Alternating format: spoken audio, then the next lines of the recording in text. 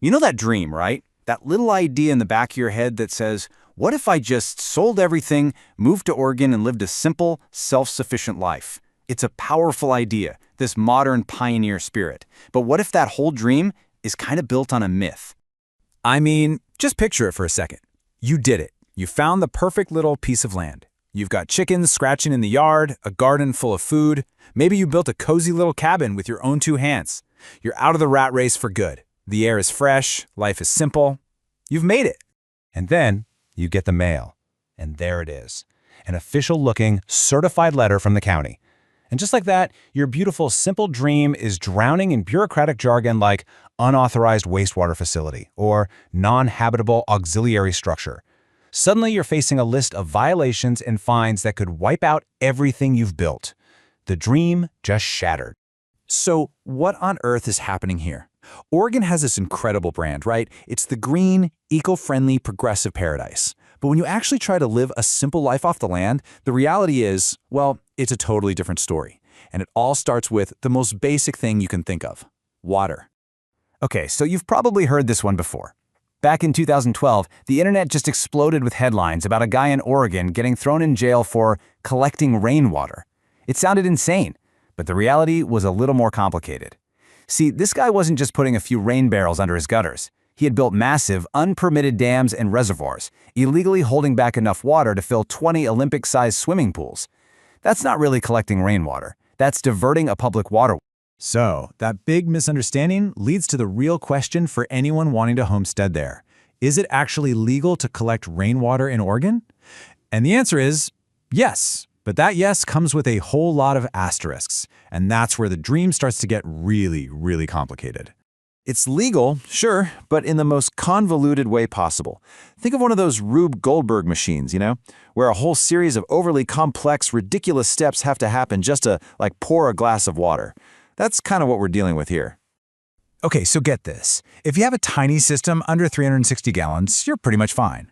But let's say you want a real system, like a 5,000-gallon tank for your home and garden. Bam! Now you need building permits. Want to plumb that water into your house to flush a toilet?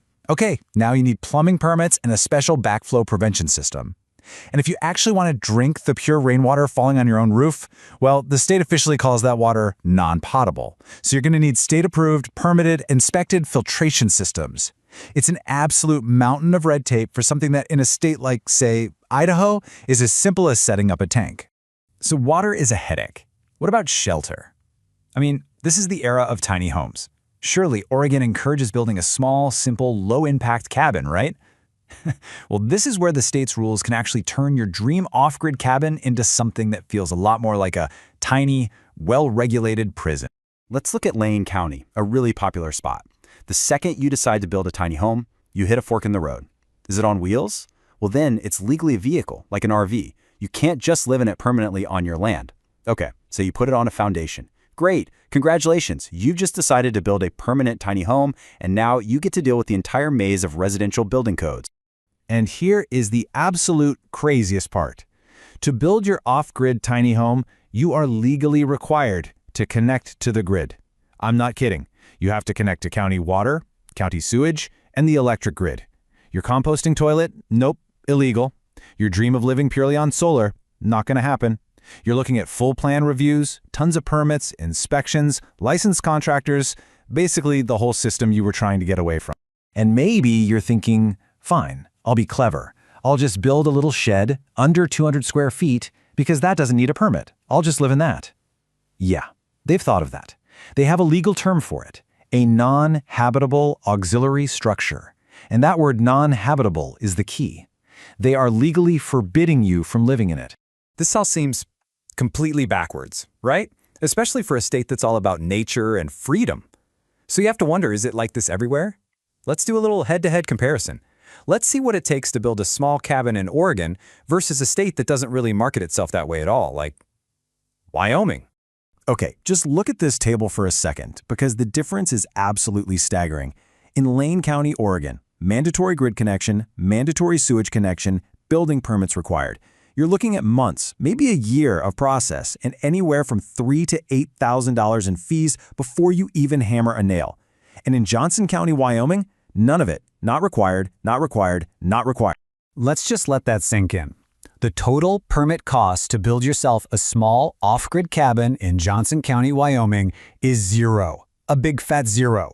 You can just do it. And this really gets to the core of it. It's a totally different philosophy. Wyoming doesn't even have a statewide building code. In a place like Johnson County, the official position is basically, we trust you. We trust that you're an adult who can build a safe shelter for yourself without needing the government to approve every single step. So when you step back and you look at this whole situation, you're left with this huge, almost unbelievable irony right at the heart of this whole modern homesteading idea.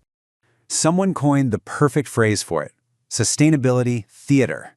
It means a place wants to look sustainable. They want the image. Sure, you can have your cute tiny home and solar panels, but only after you've paid thousands in fees and connected to the very systems you were trying to become independent from. It's a performance. And here's the big takeaway.